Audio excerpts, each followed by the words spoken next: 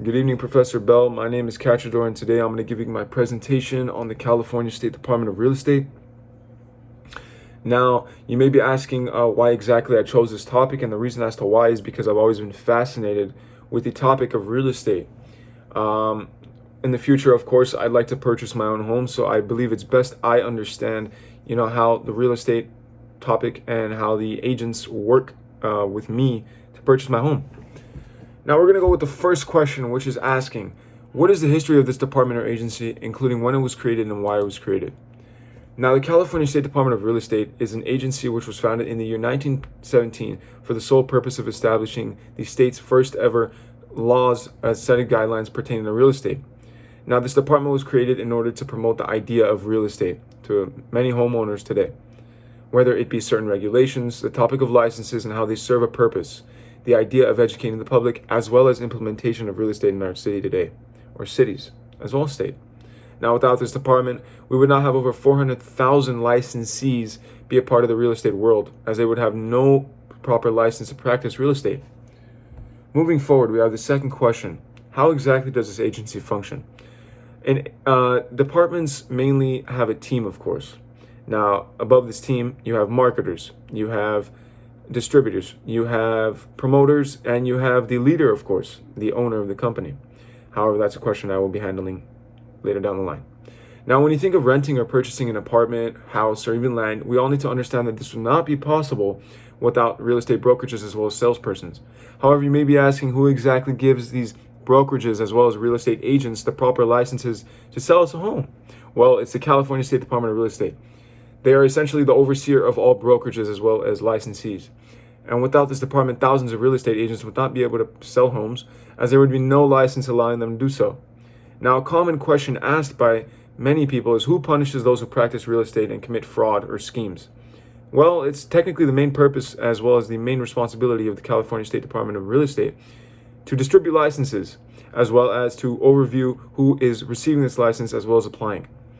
Obviously, in our world today, there are many people who try to get by doing illegal things, and for all we know, there may be many real estate agents out there doing things that we do not know behind closed doors. However, it's the sole purpose and responsibility of the California State Department of Real Estate to accept claims as well as receive claims by homeowners, as well as to investigate these claims and make a final decision whether or not the license will be revoked. This is important because if, say, for instance, you're buying a home and you were not sure if this person who's selling you the home has a proper license to sell it, you might have just gotten scammed out of lots of money, and that's no good.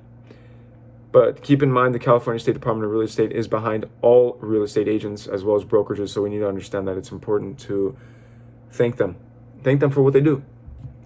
Moving forward, we have how does the California State Department of Real Estate meet the function? By collaborating with numerous amounts of real estate agencies across California, as well as helping them understand current as well as upcoming regulations, we can ensure that those buying homes are safe, whether it be you, me, or anyone else. Also, in compliance with city laws, the State Department issues licenses through education and experience and must be cleared before licenses are handed out. Now, the California State Department also handles a renewal of licenses, which is vital to ensure that we can buy homes from real estate agents. Without agents, we would not have the opportunity to purchase a home, which is important. Moving forward, who is the head of this company? Who is in charge? Now, currently, the California State Department of Real Estate is being led by Commissioner Doug McKayley, appointed by Governor Gavin Newsom on April 2nd in the year 2020. However, far before this, Doug McKayley has accomplished many great things, such as leading the California Architects Board through many key successes as well as innovations. However, one he is most known for is converting the California Supplemental Examination to a technological system, which is very good because as we move forward in the future, computers are only going to get more advanced, and we're only going to be using technology, whether that be to key in data or to distribute licenses. This is important, and he changed the game for it. He really did. That is now why he's in charge of the California State Department of Real Estate. Moving forward, what is the cabinet level of this department? Currently, the California Department of Real Estate is a department, of course. It's in the name. Now, a department is essentially a large organization. As we take a look at what makes them stand out from other departments is that we have to understand that without the California State Department of Real Estate, we wouldn't have a safety net of buying and selling homes. We wouldn't have the opportunity to apply for a license. You wouldn't have the opportunity to go and speak with a real estate agent because they would not be an agent without their license, which is very important. Think of the California State Department of Real Estate as a overseer, a distributor, a regulator, and an educator. Key 4 things. Now, there are requirements in order to work for the California Department of Real Estate. Now, you have to understand that you must be civilly service eligible in order to work for any government job, whether it be working for them or the post office or anything else along those lines. Now, starting with the first one, we have the examination. They first give you an exam. This exam is to be taken after you complete a certain course. This course is important and vital as it teaches you the many things you need to know when when selling homes. You must become reachable on a list. What this means is you have to put your name out there. You have to let people know who you are.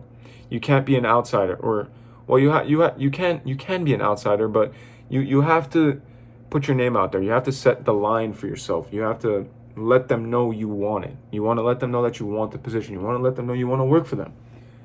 Now, you have to locate a vacant position, of course. What this means is you must obtain the opportunity to even apply for this job in the first place, which is essentially the first step. You go on your little job application and you search up jobs near me, and you'd essentially find a civil service position open for you. Then you have to participate in a hiring interview. Obviously, we all know how that goes. You sit down and talk with a representative or the boss and have a chat with them. Throughout this chat, you have to let them know about yourself, your background, and most commonly the reason as to why you would like to obtain this position or get the job. Moving forward, you must pass medical examinations. Certain agencies may require you to have certain vaccinations in order to protect the workplace from viruses such as hepatitis C, which is common, as well as COVID, which is also a virus which took over the world in a storm and took many lives, sadly. You must obviously pass a pre-employment drug test. You cannot be under the influence when working for a government job. This is vital for the department's safety as well as success. You must pass a background clearance.